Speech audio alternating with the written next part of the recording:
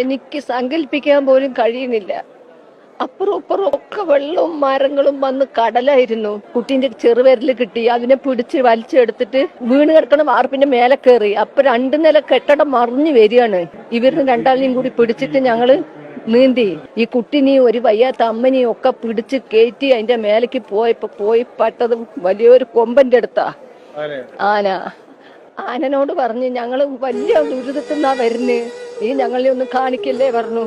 ആന 2 കണ്ണൊന്നും വെള്ളം ഒഴുക. അതിന്റെ കാലും ചോട്ടിൽ നേരം വെളുക്കുന്നവരെ കിടന്നു. ഞങ്ങള് ദൂരത്തുനിന്നൊക്കെ എല്ലാരും വന്നു.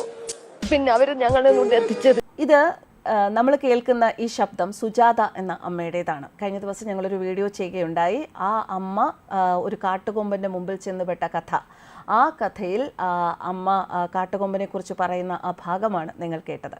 വയനാട്ടിൽ ഉരുൾപൊട്ടൽ നടന്ന ആ രാത്രിയിൽ വളരെയധികം ഭയപ്പാടോടെ വീട്ടിൽ നിന്ന് രക്ഷപ്പെട്ട് എങ്ങനെയൊക്കെയോ രക്ഷപ്പെട്ട് ഉരുൾപൊട്ടി ഒലിച്ചു വന്ന ആ വെള്ളത്തിലൂടെ നീന്തി വീട്ടുകാരെ എല്ലാം കുഞ്ഞുങ്ങളെ ഉൾപ്പെടെ നെഞ്ചോട് ചേർത്ത് പിടിച്ച് നീന്തിയ സുജാത എന്ന അമ്മയുടെ ഒരു കഥ.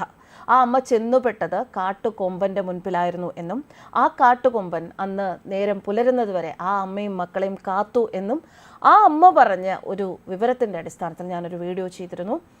കഴിഞ്ഞ ദിവസം നിങ്ങളിൽ പലരും സമൂഹ മാധ്യമങ്ങളിൽ രാത്രിയോടുകൂടി ആ അമ്മ പറയുന്ന ആ ദൃശ്യങ്ങളൊക്കെ കണ്ടിട്ടുണ്ടാകണം.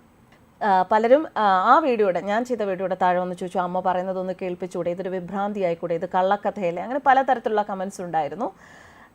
പക്ഷേ അത് വിഭ്രാന്തിയല്ല. ഒരമ്മയുടെ മനസ്സിലുണ്ടായ ഒരു ചിന്തകളിൽ നിന്ന്, എന്നെ ആരോ രക്ഷിച്ചു എന്നൊരു ചിന്തകളിൽ നിന്നുള്ള ഒരു കള്ളക്കഥയല്ല, ശരിക്കും സത്യമായ കാര്യമാണ്.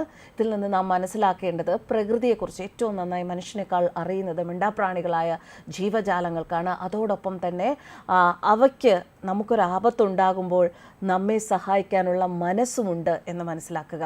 എല്ലാ സാഹചര്യങ്ങളിലും വന്യമൃഗങ്ങൾ നമ്മളെ ആക്രമിക്കുന്നവരല്ല, നമ്മെ സഹായിക്കാനും അവർ നമ്മോടൊപ്പം ഉണ്ടാകും. എന്തായാലും ഈ സഖ്യൻ്റെ മകൻ ഇപ്പോൾ എവിടെയാണ് എന്നറിയില്ല. എവിടെയായാലും ആ അമ്മയുടെ സ്നേഹവും ആ അമ്മയുടെ നന്ദിയുമൊക്കെ ഈ സഖ്യൻ്റെ മകന് ഈ അമ്മ ചൊരിയുമ്പോൾ നമ്മുടെ ചുറ്റുമുള്ള നമ്മുടെ പ്രപഞ്ചത്തിലുള്ള നമ്മുടെ ജീവജാലങ്ങളോടൊപ്പമുള്ള ഈ മിണ്ടാപ്രാണികളെ നമുക്ക് ഉപദ്രവിക്കാതിരിക്കാം എന്നൊരു പ്രതിജ്ഞ കൂടി എടുക്കാൻ ഈ അവസരം നമുക്ക് ഉപയോഗിക്കാം. ന്യൂസ് ഡെസ്ക് കർമ്മ ന്യൂസ്.